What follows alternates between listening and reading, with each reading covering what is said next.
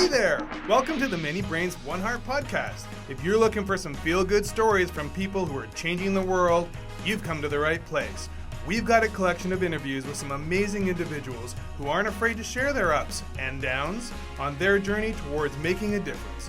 Sure, it takes a lot more than one brain to make things happen, but when you've got a group of passionate people working together, there's no limit to what can be accomplished. So grab a seat, sit back, and let's get to the heart of the matter.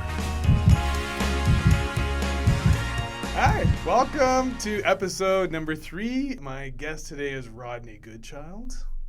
And what's that for? That was just me confirming that that's correct. That is who I am. My guest today is Rodney Goodchild. He is the manager of the Vernon Community Art Center. It's great to have you here. It's great to be on this podcast. We've talked about podcasts a lot over the years. We flirted with the idea. Yeah. So here we are. We're on one finally. Well, thanks. Thanks for having me. Let's start with talking about your role at Vernon Community Art Center and what that art center is. So some people will be listening that know what that is, but there'll probably be lots of people that have no idea. You know, it's true. It's a bit of a community jam that seems to be hidden in the open, if that makes sense. So we're under the umbrella of the Arts Council of the North Okanagan. The Arts Council of the North Okanagan has 2 remits.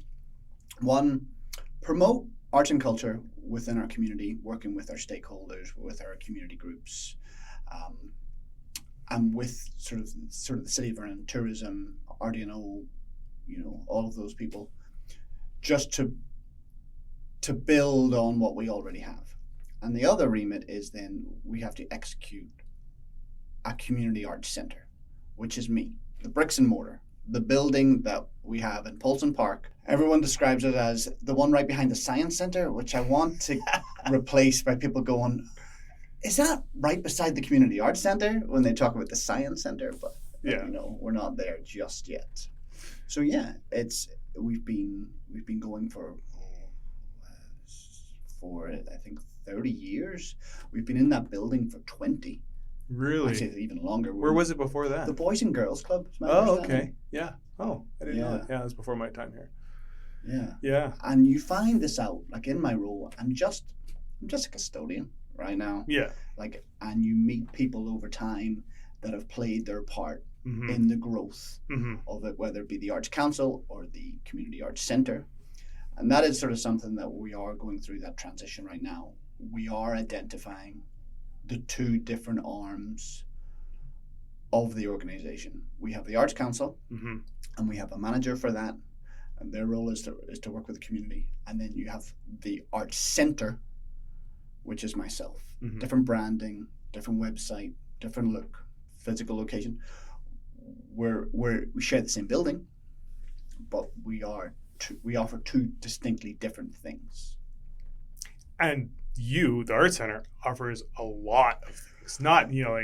That facility is pretty amazing. The stuff you've got in there. What we can offer is huge, all under one roof. I've yet to come across a place that can offer what we can offer within the province of BC. So we are able to offer, it's arts education is what we do. Right. For all levels and for all ages. So we're offering courses in clay, glass, fiber, drawing, painting, printmaking, jewelry, and I'm forgetting some. Pottery. That would be the clay. Oh, clay, right. Of course, that's number 1. That's the biggest we got. Right. People love it. Yeah, I mean, I've done a class there. I mean, until you actually experience it, you don't really know what's available there. It's phenomenal, and the talent that you have, not only for the desire, because your courses fill up too, right? Which is really cool. But also, you have the talent in Vernon to teach these courses, and that's what makes the place come alive. Yeah. Is the staff and the instructors. So we have staff who are administrative staff that help run the center, and then you'll have instructors who come in specifically for the instruction of a class, and then you'll have a combination of staff and instructors, and we have many of those. Yeah. So it really just shows just the passion that they have for the place. And I like how it's set up as far as, you become a member, right? So you take a course. You don't have to become a member, but you can become a member. But what I liked about it was that I think we did printmaking, my son and I. Once you're a member, you can come back, and now that you've taken a course, we were able to go back and do our own printmaking on T-shirts and stuff like that. But that's really cool opportunity to be able to continue, because quite often you do a course and it was fun, and then it stops there because you don't have the tools, you don't have the materials, you don't have the resources to do that at home. But now people can do that. They come back to the art center and dive back in again, do their own thing, which is really cool. I think you're doing a better job describing this place than I am. I think you I used it. Switch roles for a week, Busman's holiday. But you've nailed it, really. The membership comes with a benefit. Mm-hmm. Become a member. We're a member-led organization, and we have 750 members. Wow. And they give access. Becoming a member allows you to get a reduced price on the cost of classes, but it also gives you access to the studio use. Right. So programming is obviously very important to us, and we have a number of structured programming hours throughout the week, but we have set times and hours and days where people can come in and use the specialized studios with the specialized equipment to work on their own projects. And you see the advancement. You see someone that will start as a beginner clay class. They'll take a beginner wheel class. And after a couple of weeks, once they get an orientation of the studio, they get an education on what has to happen for a community center to operate, and sort of the guidelines and principles that we have, they can come back in and start working on their own projects. And you see that advancement, because after a couple of weeks, couple of months, they go, I'm going to take now the intermediate class or the B level class, and they work their way up. And you see, you see the achievement. Yeah. Where someone comes in and can't do anything to producing some beautiful, and there's some beautiful pieces of work that come out of that center. It's pretty special. Which we all get to see in the major fundraiser you do, Artsalutely, right? Because a lot of people participate in that at some point, right? They would do, yeah. Artsalutely is our major fundraiser. It's been going for, I think this is the 17th year or the 19th year. I can't remember off the top of my head, but it's a long time. Started by Patricia Doyle, and I'm sure she wasn't alone in that. And Patricia Doyle is a staff member, longtime staff member, longtime instructor with us. Just has so much passion and love for it still to this day that oozes out. We get so many compliments about her. I'm sure her and a team founded this idea of an art sphere, an art market, if you like. And it's moved around a little bit over at the start on location before it became the home of the art center. And it just grown in popularity. And, it was pretty big before COVID hit. And then when COVID hit, it rocketed to a whole new level. For sure. It exploded. Yeah. Just the whole emphasis on supporting local, shopping local. People realized that this was here. And it's like anything, it's getting a message out. The key thing that I haven't mentioned here, we're a non-profit organization. So we don't have resources we can just throw around, particularly for marketing or investment in promotion. So we rely a lot on our members and our membership and communicating with them, and for them to get that word out and help us share that message. Yeah. You brought up a good point. Let's talk about nonprofit and some of the challenges running a nonprofit, particularly in the arts and in the arts industry. What kind of challenges did you run into when you took this position? Because you've been in there 2 years now, right? 2 years. 2 years. 2 years. Yeah. In a couple of weeks. Yeah. We're not counting. We're not counting. I want to make it clear on the ground. So there's some nonprofits out there that rely solely on grant funding, operational funding, applying for it. And no matter how much money that they get, the demand for their services will outstrip what they can do. Right. And I want to make it very clear that those people really are up against it. I have a tangible. Right. I have something people want. Right. And it's not me, obviously.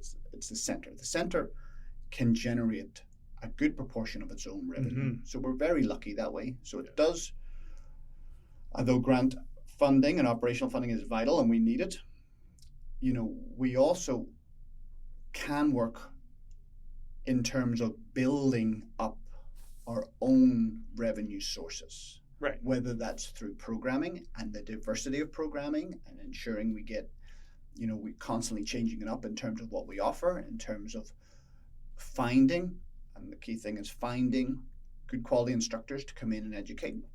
We also have an art shop where it's juried in. So this is people that either make work at the art center or they make it at home. They apply to sell work. So these are local artists, whether they're doing it on a part-time or a full-time base, sell their work within our center, and we get a commission for that. We have art supplies. We obviously sell paintbrushes and paint and clay tools and glass tools. We also rent, because our building is huge. It's an old school building, the old Fulton School. Yeah, the high school, right? Yeah, the old shop. So we've got these huge studios that local member groups rent out. Yeah. And they hold their meetings. There's the Okanagan Carvers, there's the Rock and Lapidary Club, there's Photography Club, there's the Okanagan Artists of Canada, the Federation of Canadian Artists of the North Okanagan. I'm scared to miss one now. The Gardening Club, I think that's them all. I'm sure there's another one. But, and they're all members of ACNO. Right. They're member groups of ACNO. And being a member of ACNO for a community group, they get the opportunity to rent the space within. That's amazing. Yeah.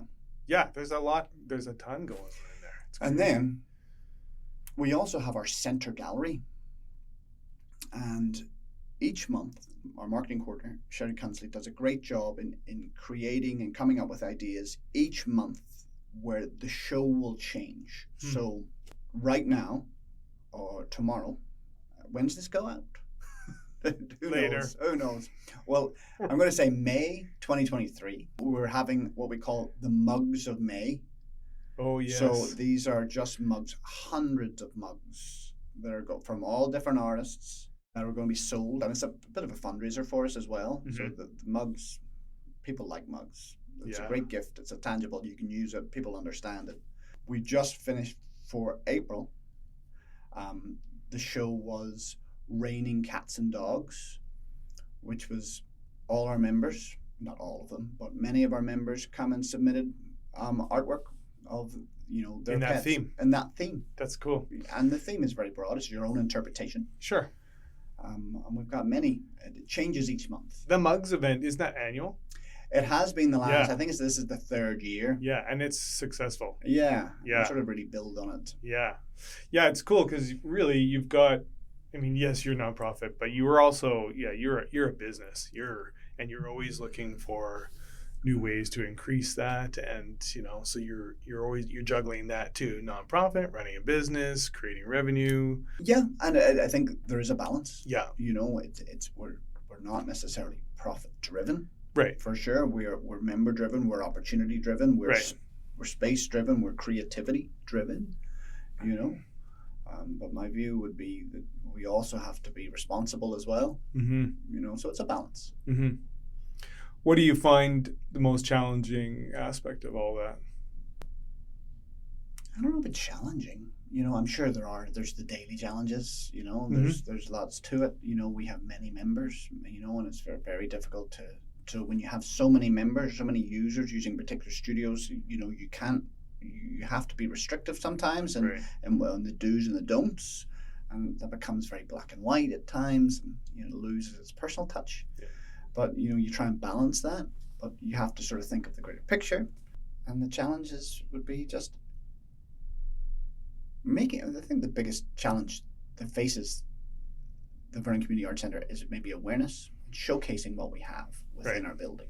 It really is not just to the residents of Vernon, but also to the decision makers and to the to the people that run our city and our regional district. And they know and they support us well. Yeah. But it's just educating. Yeah. Like what do we offer our community? And that's a lot of members. And they're not just from Vernon. It's in North Okanagan. We get some far away from Kelowna and Lake Country. Oh, wow. Maybe really? A few more from, a little further afield, Salmon Arm. But predominantly, it's going to come from the North Okanagan. Right. So 2 years you've been there. And then you took on a really big You took on a big project when you took that position. You took on a rebrand, and you took on a new website. Yeah, Those were big. Those were. We've changed a lot in the last couple of years, and careful with my wording when I say COVID was horrendous for many, many people. Sure. And it was.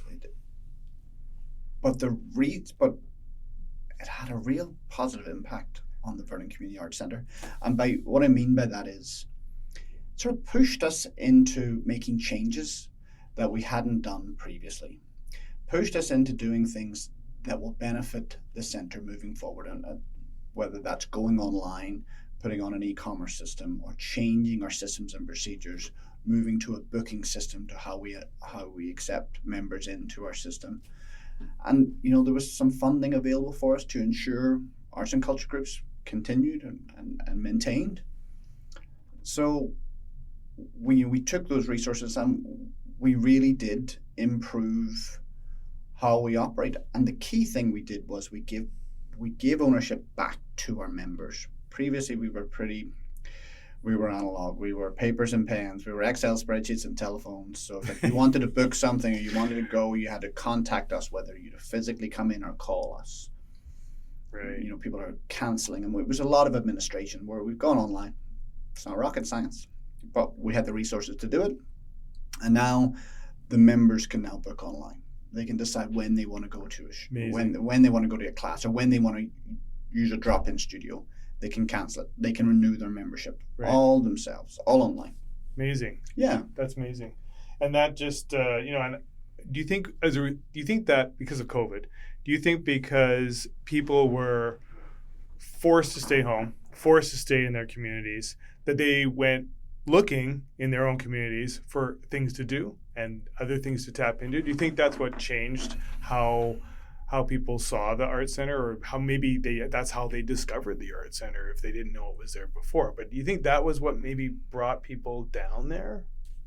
I mean, I kind of think that way about a lot of things during COVID. It's like, I think we all discovered trails and parks and campgrounds that we never knew existed because we had to stay home and no one was going anywhere, and it made us explore, our own environments more. So do you think that had an impact on that? It must have had an impact, and a positive impact in that. But I think there's also something underlying there on the grounds that, I don't think I could give you dates, but there's this underlying need to create and to produce and to explore your own creativity.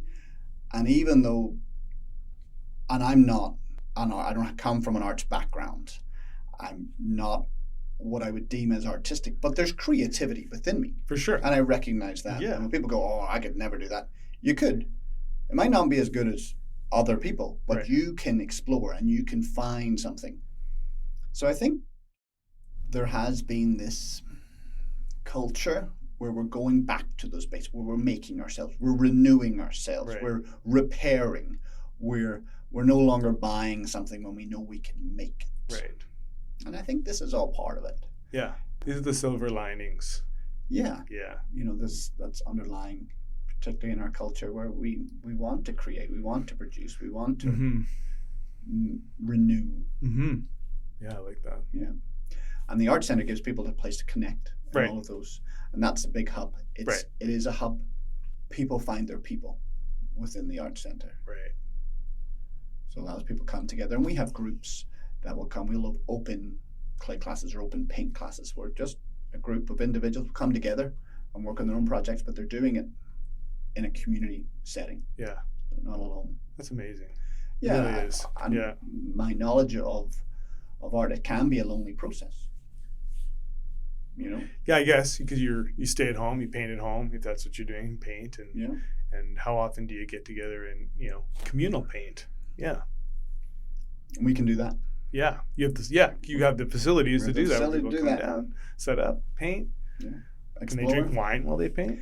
No, we do have classes. We have a number of classes. So, the style of teaching. So we'll have like a clay class that you could learn how to throw a pot on a wheel Right. that's over 6 or 8 weeks. So it's once a week, a couple hours a week for Mhm. 8 weeks. And then we'll also have like a Friday night clay and Cabernet evening. And that's, you come down, a couple of friends, by yourself. You know, you book a spot and you make, by the end of the evening, 3 hours, you make an item, tangible item that you can use at home, and you get a glass of wine. Nice. So yeah, and we've got a That's nice. paint and sip, and we've got I think a glass and Gewürztraminer. You know, so That's good. Print and Pinot, maybe. You know, but they're popular evenings. Yeah. You know, coming down as a group, Yeah. a couple of friends, date nights. Yeah, that's It's nice. a great idea. Yeah, really cool. Awesome. And everything now is on the website. So everything goes there. You go find the program, find the course, find the workshop, sign up. It's all done there. VernonArts.ca. Amazing. We offer a lot. That's you know, amazing. and we probably, and I know I've missed out key things like another big program that we have. It's Joining Hands. Joining Hands offers arts education for adults living with different abilities. And it's a program that runs twice a week, all day, no cost. It's part funded by BC Gaming. And it's a really enjoyable program. We have one instructor that coordinates it and instructs it. And it's a popular program that comes through. And That's the awesome. individuals Yeah. that attend it love it. Yeah, I bet. They're the highlight of the center when they come and they Yeah. go. And they bring a lot of joy, you know, to the center and to the staff and to the members and the users. Yeah. Yeah. That's cool. I like that one too. What about kids? Does there kids programs as well? Or Lots of kids programs, and we like are summer camps and stuff like summer that? camps, Yeah. and you know, actually we do kids programs all year round. And Mhm.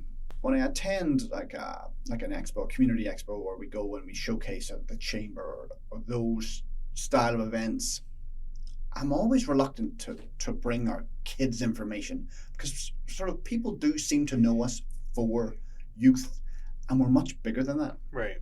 But youth is a key part. I was going to ask you about youth actually. Youth next. is a key part, and we do really well in offering programs and encouraging children and youth to come in from the ages of maybe 5 to 14, and then the sort of 15 to 18, 15 to 20. Actually, it's even more than that.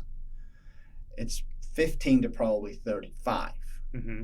We don't do well with.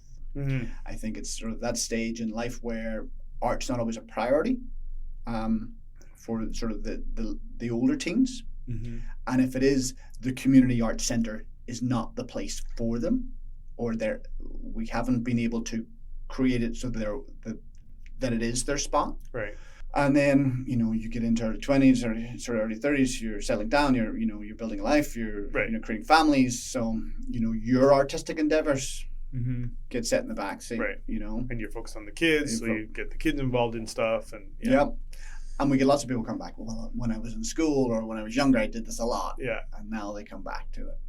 And then the empty nesters, of course, have Yeah. more free time Yeah. and more cash in their pockets. Yes. Yes. And, you know, we try and put on, you know, programs that suit that.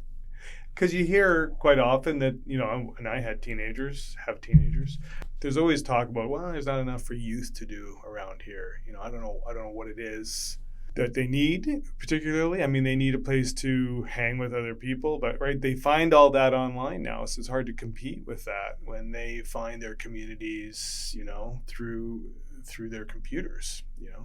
And we could probably be doing more in terms of digital art, Yeah. you know. Yeah, maybe. More Yeah. another, you know, for Joe there, put that in especially.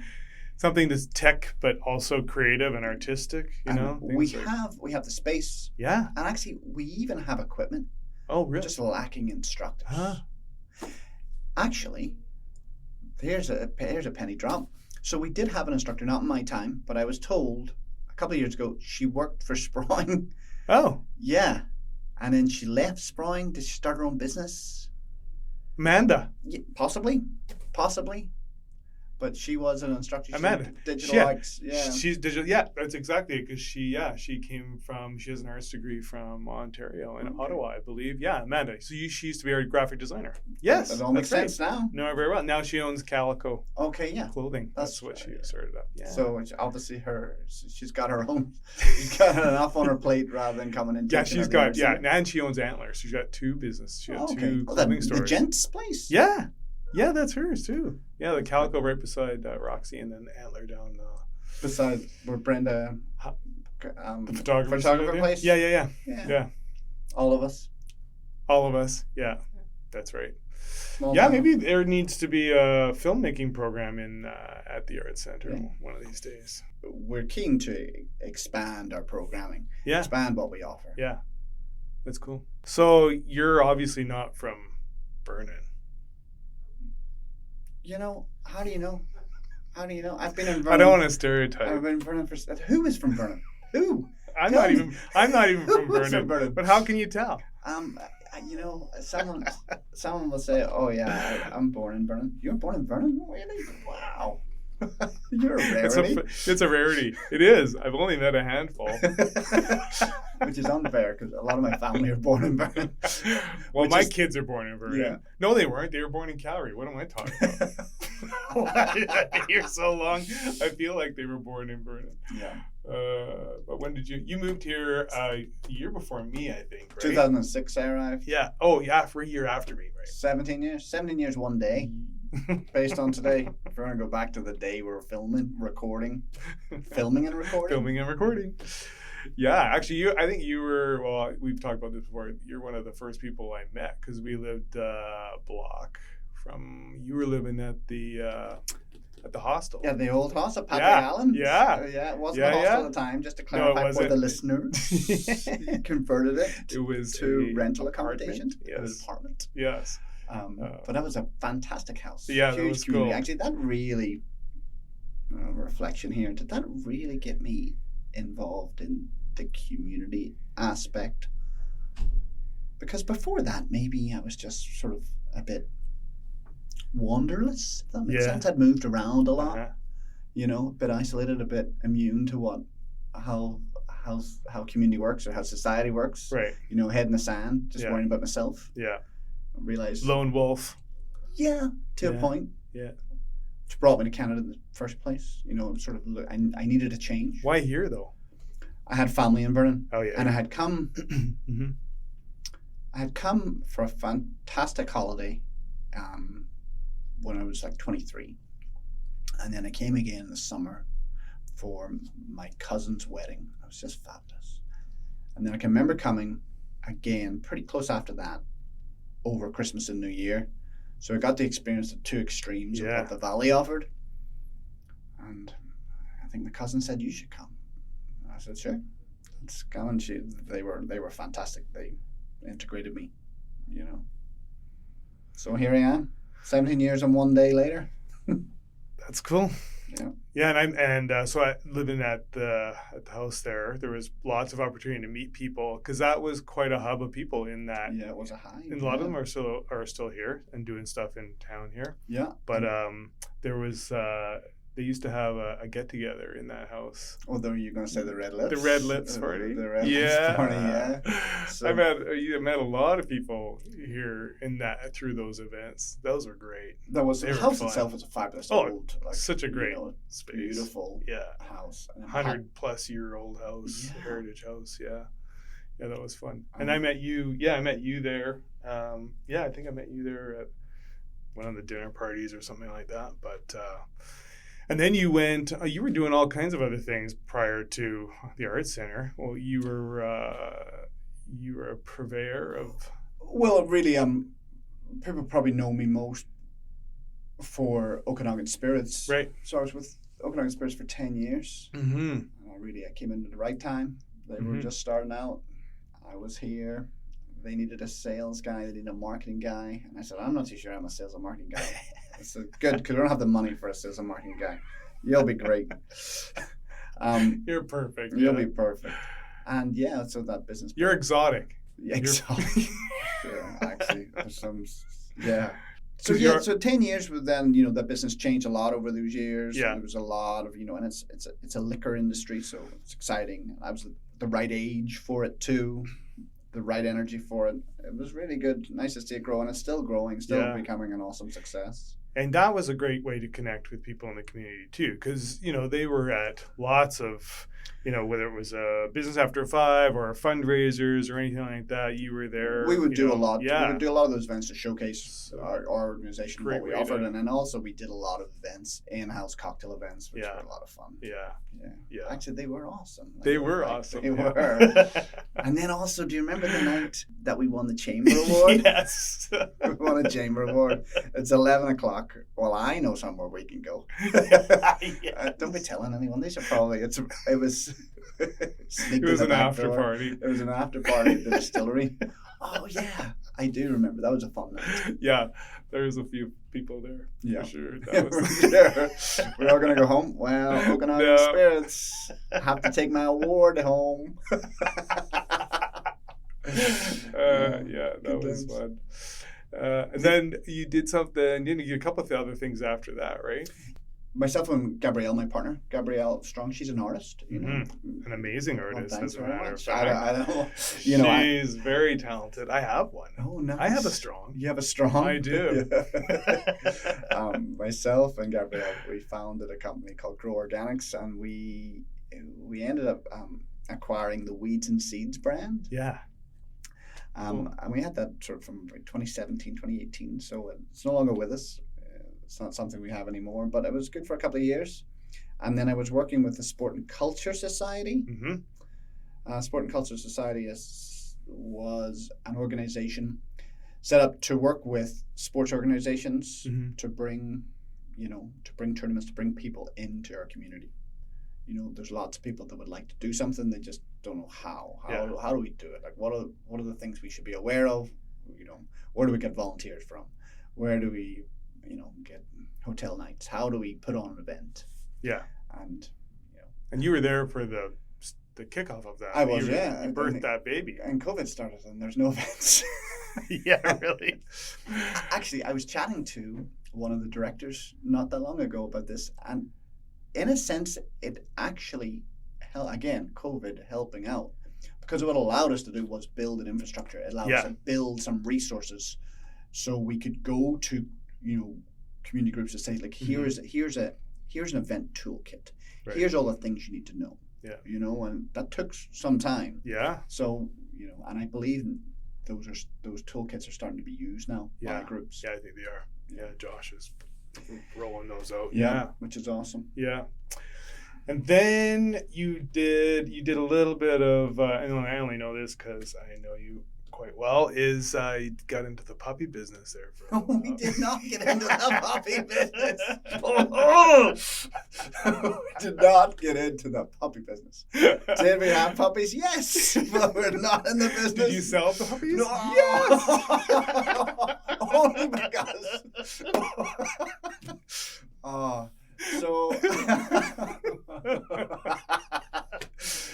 So yes, we had a litter of pups during COVID. They were so cute. We had 5 puppies, and Poppy, my girl, she had 5 beautiful pups, and we found 5 homes for them. And there was talk so right now we have 3 dogs because we're a collector. That's what we do, collect them. I don't know what's next. Maybe Make them another and dog. collect them. We have Otis, he is our O of Grow, Gabrielle Rodney Otis. Otis, he's an older pup. He is 14 now, and Poppy is now 5. But even if you go back a couple of years, the gap between them, there was no engagement. Otis had no time for a young, sprightly that kind puppy of dog. energy. Yeah. So we discussed, should we get Poppy a little friend? And we sort of thought, well, it'd be nice if, we had a litter. Maybe we could keep one. And so we had the litter, and we found a beautiful stud up in Lake Country. We weren't looking, it just sort of came to us. We had the 5 pups, and the hardest thing about the pups was actually finding homes. Although it was very easy during COVID, it's just... Well, you guys got emotionally connected. I mean, it's a big job.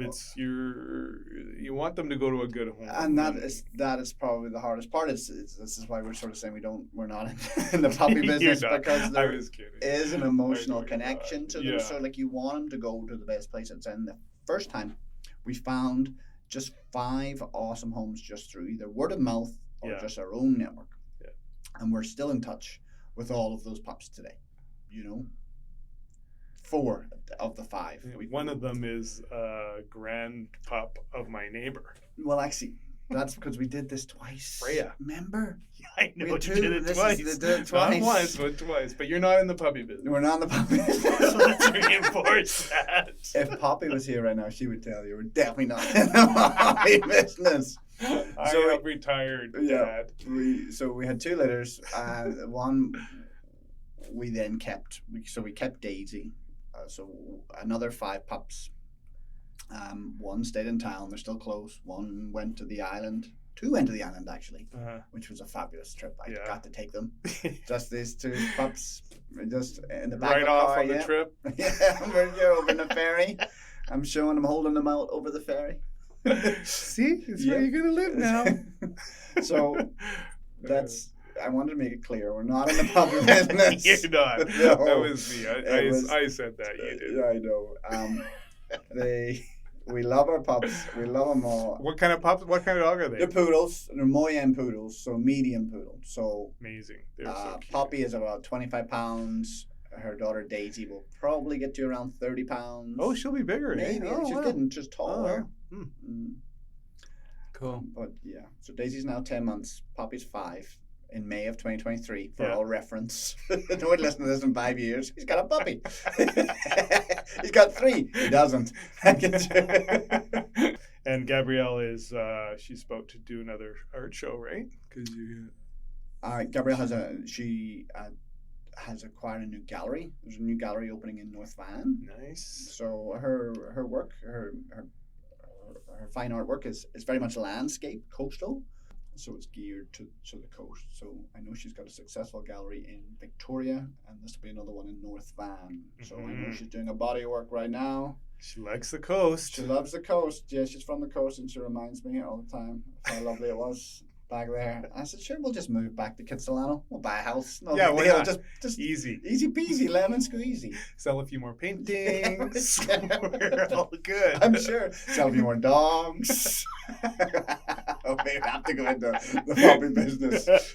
Just to live in Kitsilano. Yeah, exactly. That's funny. So we didn't actually. I said you're obviously not from here, but we actually didn't discuss where you are from. I'm from Northern Ireland. Right. So I was born there. I lived there for 20 years, and then I moved to London for 2 years, and then I moved to a place called Stoke-on-Trent for 4 years. And Stoke-on-Trent's in England. Mm-hmm. It's a million population, maybe 1.5 million population. Only in England would you call something Stoke-on-Trent. Stoke-on-Trent. Stoke on the Trent. The Trent is the river. The River Trent. Yes. Stoke. Okay. I'm sure. Why don't we use terms like that? Vernon on. Well, we say Vernon Toke on the lake, but not Stoke on the Trent. Vernon on Cal. Coldstream on Cal. Coldstream on Cal. Yeah. Vernon on BX. Yeah, for sure. Vernon on Vernon Creek.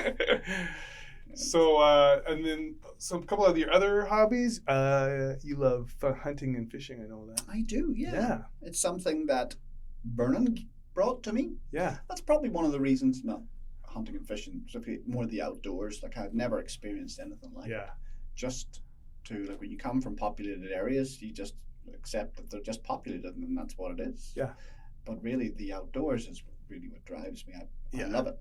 To go up into the woods, or just be so remote. That's probably an English phrase too. I'm not really sure. A few people. My mum will listen to this and she'll go remote. I just love it. Yeah, I love it. I think that's what keeps most of us here. It's like you get here, you come here for a particular reason. I came here for family too. But it's like, what keeps you here? It's like, it's just where we are. It's like, you know, It's pretty special. it's all here. It is all here. Yeah. There's really nothing we else really you can enjoy do. it. So whether it's that, you know, Gabrielle's not big into the hunting, the fishing, but like foraging, mushrooms in the fall. Yeah. So fabulous. Which we still want to do with you guys. Well, you know, We got to wait till. actually, When is that? Is it October? Yeah. Yeah. September, October time. Yeah. Before the snow and the rains are in. Mm-hmm. So many awesome places. Yeah. Yeah, I'd like to do that. Mm. But yeah, fishing, that's, you typically go to the coast for that. We though, do. right? I'm very lucky to have some friends that come together each year and head out to the far side of the island. So Mhm. we do come back with some beautiful, Yeah. good sized fish. And really, we're here, but I mean, that's a day to get to the coast where you can fish for salmon. Like, Yeah. that's It really pretty is awesome. Yeah. just unheard of, really. Yeah. You know, I come from a world where you just went to the supermarket for your food. And Yeah. it goes back to maybe what I was saying about how we're taking back ownership, Mm-hmm. where we're starting to make things ourselves, we're starting to grow things ourselves, whether it be bread, whether it be vegetables in your garden, whether it be hunting, fishing, foraging, whether it be making your own clothes, whether it be making your own pots, whether it be making, you know, we're no longer relied upon this commercial machine. Yeah. It was a good lesson for people to realize that things can run out. Supply chains, Yeah. you know. The shelves may not always be full or have the things you just expect are there. I mean, we you know, we are privileged because we go, yeah, we grow apples and apples are delicious, but I want an orange, I want a kiwi, I want a papaya, you know, a mango, a pineapple, lemons, limes. We don't grow those here, No. yet we expect to see them on the shelves when we walk in through the door. I want one. We have to appreciate what we do grow and what we can sustain. But anyway, that's my views on that. Big strong views. That might be my platform. Big strong views. I got big strong views on stuff. Yeah. And I know we both like beer, so that's something else that We do. share. It's We share. full disclosure. We would meet on the regular for a beer. Yeah. Yeah. Full I disclosure. don't know if they need to know that. I don't know. I don't know who's still Does it listening. really matter? I don't know how They're many minutes gone. we're in. They've already shut it off. No one's listening anymore. Okay. When so they found out I was a puppy breeder. Yeah. Oh. Next. I'm going to go back to Donna Kennedy. Any hidden places or secrets or things about Vernon that you love the most that you want to share? Yeah, not necessarily Vernon, but outside like King Eddie. If you just go up a little bit further from everyone else, you know, it's populated. Rise above it. Just keep going. Keep going. You come into just some beautiful areas that overlook Vernon. It's just fabulous. There's everything up there: fishing, camping, hiking. It's all there, just right? Nature in its finest. Yeah. Is that where you tend to go to for hunting? No, not necessarily. We would probably go further afield, but I just, you know, I do like just going up there. Going up there, take the dogs. I honestly haven't been. I've been up there for a couple of hikes with the dog, but I haven't gone a lot up there. Yeah. There's the parachuting goes off up They there, do right? go up Yeah, there, yeah. yeah. I've been up there to see somebody take off and do that. They can get all the way to Lumby. Yeah, It's crazy. it's crazy. Yeah, That'd be an awesome way to go, though, eh? You know, I'm not great with heights. No, I don't think I'd do it either. I think I'd be a little nervous. Yeah. Unless we did the tandem, but then I'd worry that we're both going to die. Not I just know, right? one of Well, us. doesn't someone have to drive? So it couldn't be you and me. It'd have to be like, I'd like to go with somebody that knows what the hell they're doing. Absolutely. I'm not going two amateurs.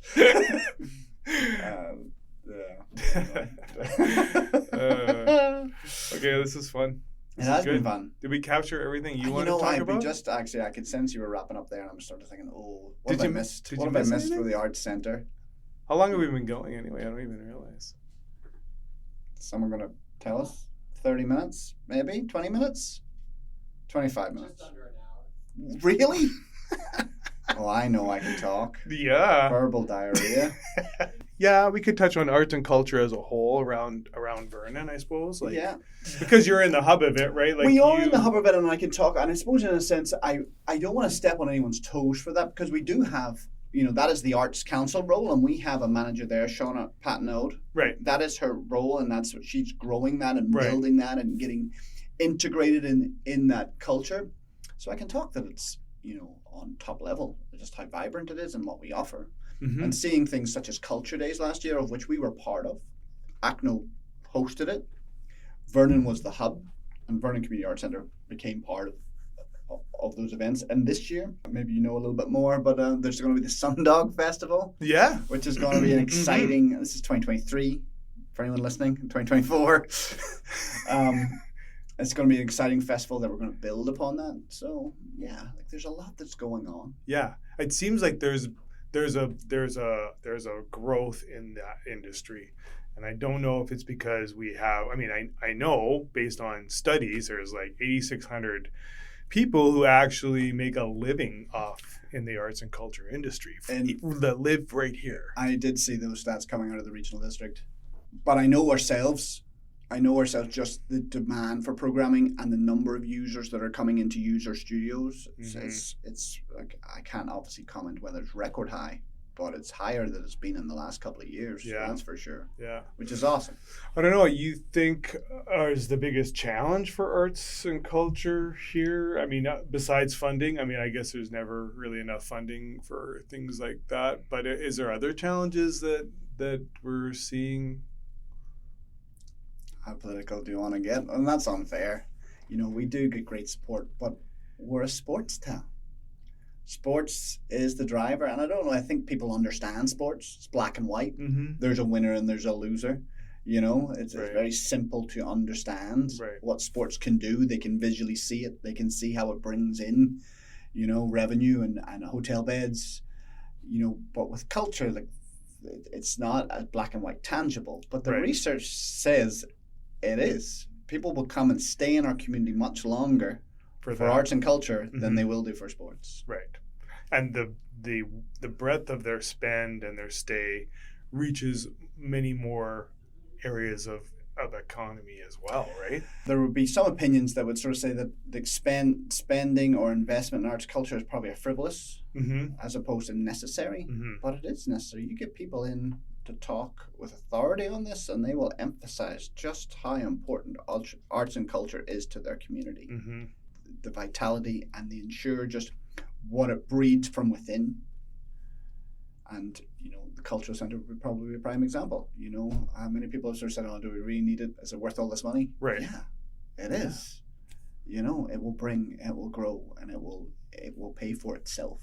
And the nice thing about the Arts Centre is that it's reinforcing that by drawing people in, letting them find that creative side in themselves, experience things, try things, and then they go back out in the community and share what their experience was.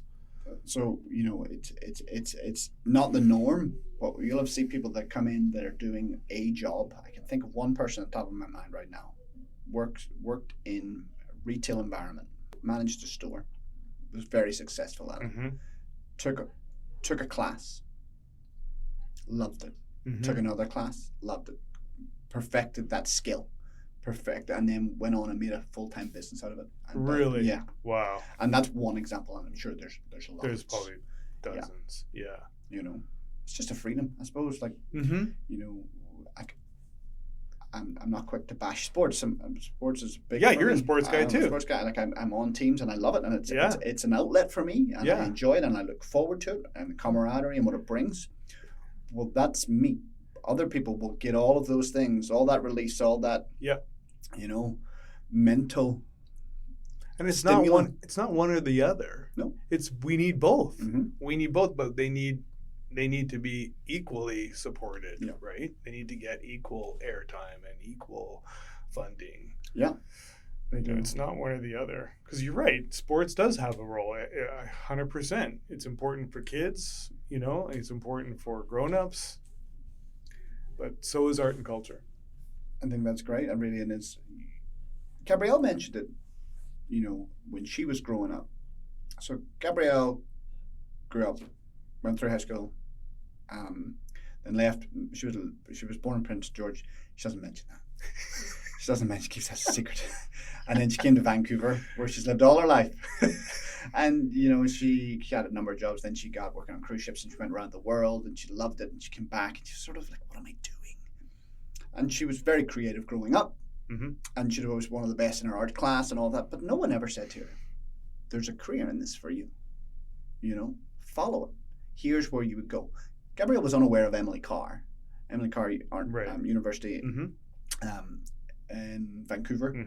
Like, she didn't find that out until much later in life. And then she took a class, she qualified, and then she was there for 3-4 years. So she went through that graduate program, and here she is now. Like, so that's a full-time working artist. Yeah. And we're quick to say it's tough. It's not. It's not all black and white. No, for sure. It's ebbs and flows. But I see what it brings. We hear you. How many times have you heard this term "starving artist," right? But I mean, art can become a business in its own right. Being an artist can become a business.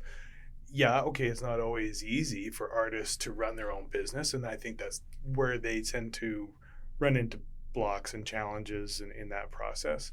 But it's very doable, and it's viable. And being true to yourself too, for sure.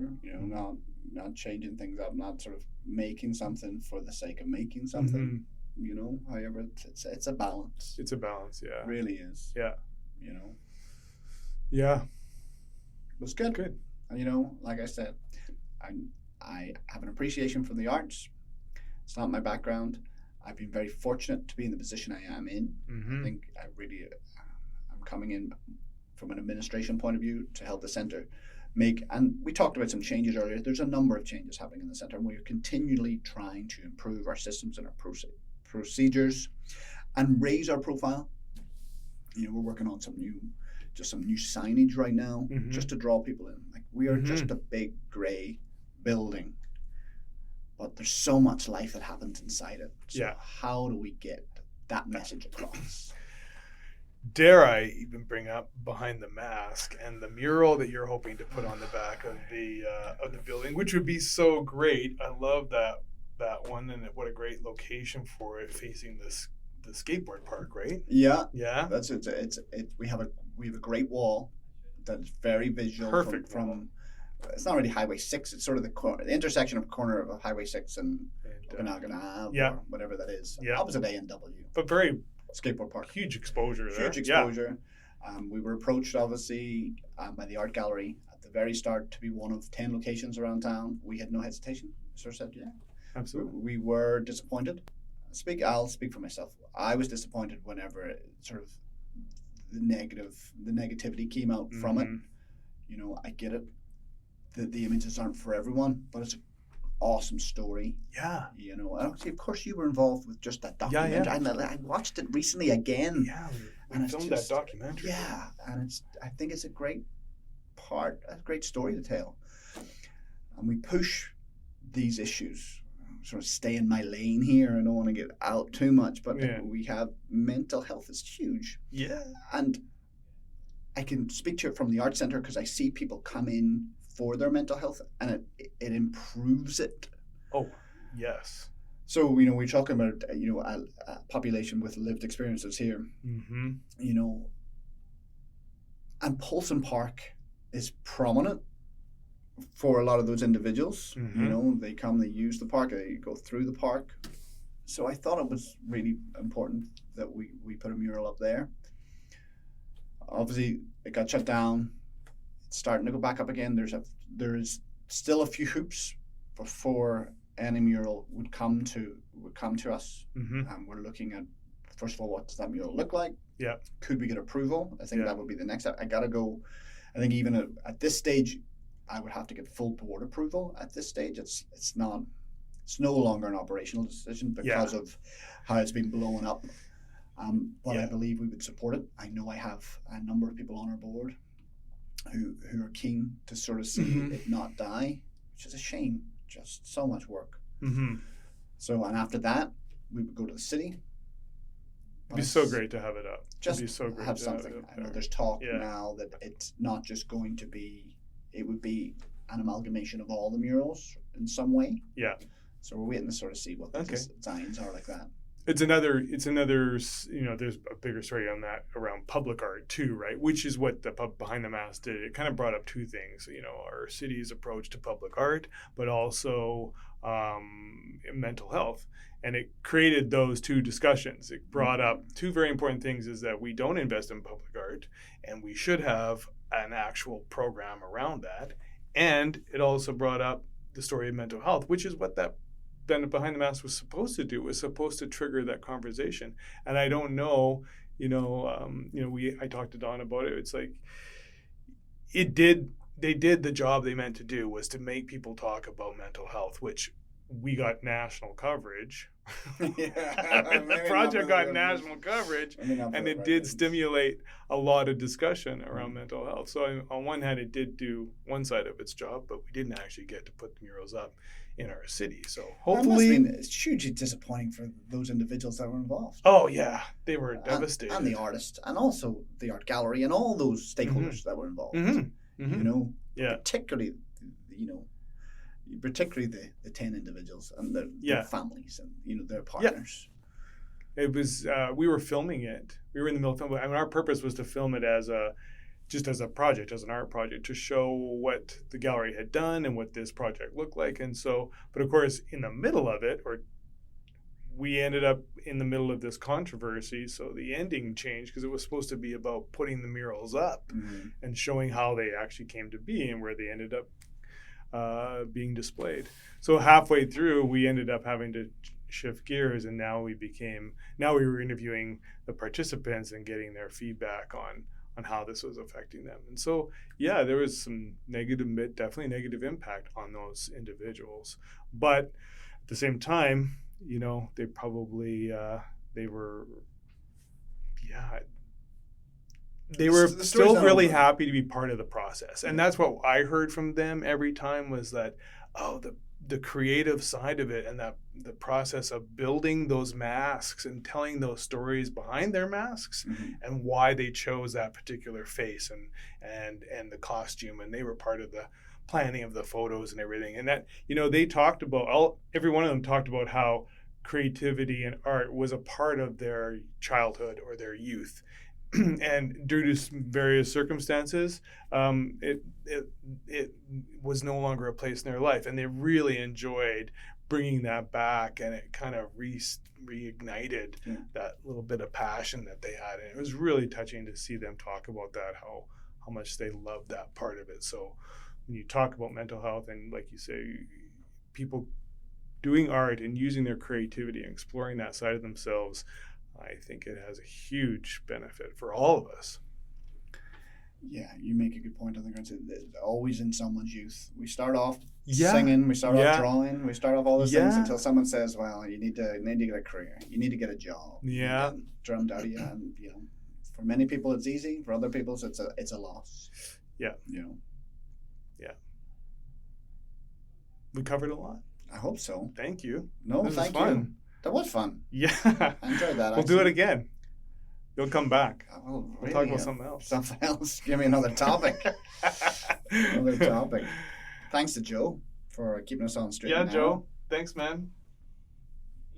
I'm giving him the thumbs up if anyone's still listening. Because there's an imaginary audience listening right now. Of course. Yeah. My mom's G's going to go right again. I know that. All right. If we stop recording.